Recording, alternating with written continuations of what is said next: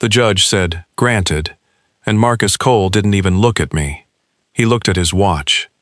14 years of marriage ended in 4 seconds, and my husband's first move was to check the time, because he had somewhere to be. I found out where 20 minutes later, when his phone lit up on the bench beside him, and I read it upside down without even trying. "Ring is at the restaurant. Reservations at 1. Don't be late this time." Not congratulations. Not how are you holding up. A reminder about a proposal. On the day our marriage legally ended, Marcus was planning to get down on one knee for a 29-year-old event planner named Whitney, 3 hours after the gavel fell. I wasn't shocked. Shock requires believing someone still has the capacity to surprise you, and I'd stopped believing that in March, when I found the first hidden account. He stood, buttoned his blazer, and finally turned to me. "The Fairview unit is yours. I had it cleaned last week." The Fairview unit. A studio apartment above his cousin's garage that we'd bought 9 years ago as a tax write-off and never once lived in. 400 square feet, a mini-fridge instead of a kitchen, and a parking spot he used to store his jet skis in. "That's generous of you," I said.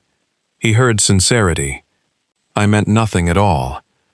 I'm not trying to leave you with nothing, Diane," he said, like he'd rehearsed it. "You'll be fine. You always land on your feet." I picked up my folder. "I know I will." He left, before my attorney, Priya Shah, finished packing her bag. She waited until the courtroom door clicked shut, then said quietly, "He still doesn't know about the freeze, does he?" "No," I said, "but he's about to." 6 months earlier, over dinner, Marcus had set down his fork and said, "I think it's time we're honest with each other. I want out." I remember being strangely calm, not because I didn't love him.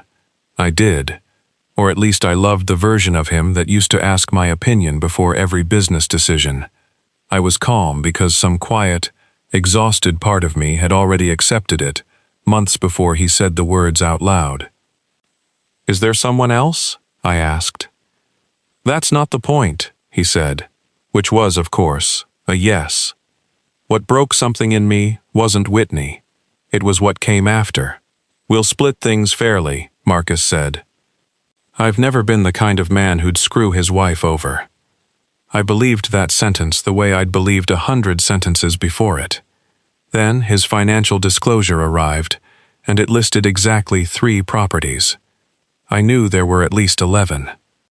I'd been a commercial loan officer before I quit, not glamorous, but I understood debt structures, shell entities, and the particular way money likes to hide when someone wants it to.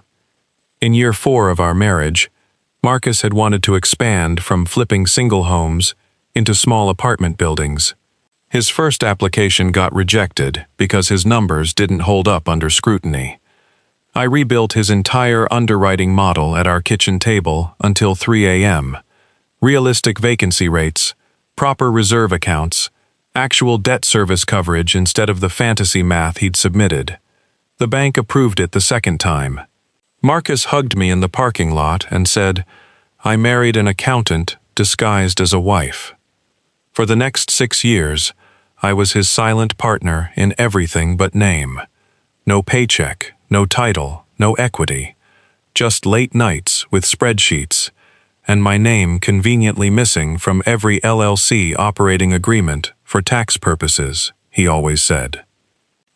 Then his mother got sick, his business exploded, and one night he told me, "You don't need to work anymore. Focus on the house, focus on Mom. I've got the money side handled." I stepped back. Slowly, my seat at the table disappeared. First my login access to the shared business account, then my name off the joint investment portfolio for liability reasons, then, eventually, my whole financial identity, reduced to a line in a divorce filing.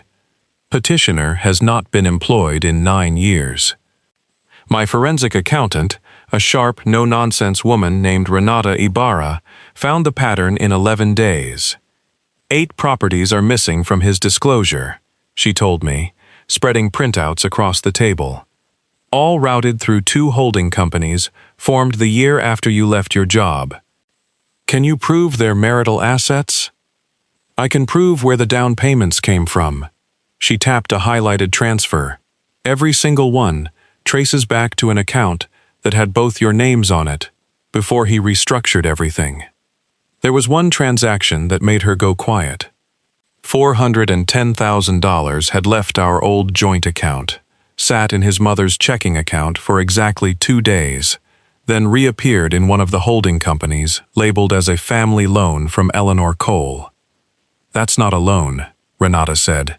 That's a laundering pass-through with extra steps. Priya filed for emergency financial restrictions the following week, not to punish him, just to freeze disputed accounts until ownership could be sorted out. The order was granted and set to take effect the same afternoon the divorce became final. Marcus had no idea. He was too busy picking out a ring. The proposal was scheduled for 1 p.m. at Lucchese's, the restaurant where he used to take me on our anniversaries, before he decided anniversaries were not really his thing anymore. My friend Odalise worked 2 tables down that day, completely by coincidence, and texted me in real time. 1:04 p.m. He's ordering champagne. Ring box is under the napkin. 1:11 p.m. Whitney just said yes before he even asked. Cute, sad, whatever. 1:19 p.m. Okay, something's wrong. He's on the phone yelling at someone named Priya. That someone named Priya was my attorney, calling Marcus's lawyer to explain, calmly, that the $38,000 he'd just tried to transfer from a holding company account to pay off the deposit on a downtown condo he and Whitney planned to move into together had bounced. Frozen pending the property division review. 1:24 p.m. Whitney's asking him, what account, what freeze, what divorce order. He looks like he's going to throw up. 1:31 p.m. She left. Didn't even take the ring. My phone rang 11 minutes later. What did you do? Marcus said. No hello. Good afternoon to you too. You froze my accounts, today, on purpose, to humiliate me. I didn't do anything, except ask my attorney to protect assets that are still under dispute, I said. You did the humiliating part yourself, proposing to someone else 3 hours after our divorce, with money that might not even be entirely yours. Silence. Then, quieter. How long have you known about the other properties? Since March, I said. The same month I found out about Whitney. His mother, Eleanor, showed up at my sister's house 2 days later, handbag clutched like a shield. Withdraw whatever you filed. You're going to bankrupt him. I filed to see the truth.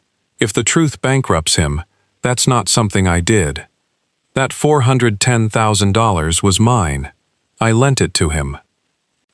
Then you'll have bank records showing you had that kind of money sitting around before it appeared in your account for exactly 2 days, I said. Renata would love to see them. Eleanor didn't have an answer to that. She never sent the records. Mediation lasted most of a day.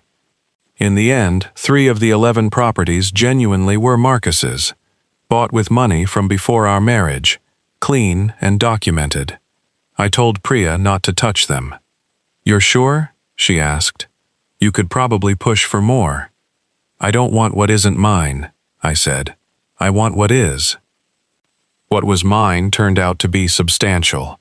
$1.8 million in cash and property division, my full share of the retirement accounts, and, the detail that mattered most to me, formal, documented recognition in the settlement that I had contributed materially to building the business in its early years.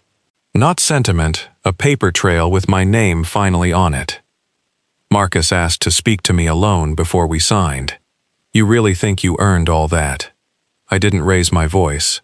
When your first loan got rejected, who rebuilt your model at 3 a.m.? You helped. I want to know what you'd call it if I sent you an invoice for 6 years of unpaid financial consulting. He had nothing to say to that. We signed 20 minutes later. I didn't buy anything extravagant to prove a point. I moved into a small 2-bedroom with a wraparound porch, went back to school for 6 months to update my licensing, and got hired at a mid-sized firm doing exactly what Renata does, untangling other people's hidden money. 14 months later, a woman sat across from me at my new desk, twisting her wedding ring like it might come off on its own. "My husband handles everything," she said. "I don't even know what accounts exist anymore." I slid a blank intake form across the table. "Then let's find out. Facts first. What's owed comes later." She exhaled, like she'd been holding her breath for years. I know that breath. I used to hold it too. I heard, secondhand, that Marcus eventually settled his tax exposure and sold 2 more properties to cover it. Eleanor moved out of state. I didn't ask for details, and for the first time in a long time, that wasn't me pretending not to care. It was me simply not needing to.